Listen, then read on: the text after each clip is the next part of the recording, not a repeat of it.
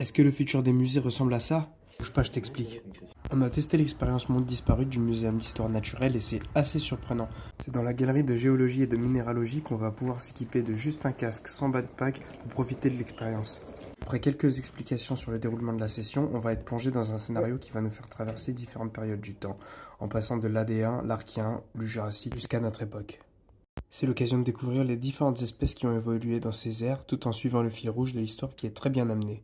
Non seulement on va devoir suivre les personnages principaux qui s'occupent de la narration, mais on va aussi marcher dans différents environnements comme l'eau, sur un arbre et même dans un utérus. Oui, oui. On a l'impression de vivre un film, pas juste de le regarder. J'ai trouvé que c'était une manière innovante et immersive de raconter une histoire, et en plus une qui t'apporte plein d'infos intéressantes. D'où ma question du début, est-ce que c'est ça le futur des musées? Là par exemple, j'ai beaucoup apprécié voir des espèces disparues évoluer dans le milieu dans lequel elles habitaient à l'époque, au lieu de juste voir un squelette inanimé dans un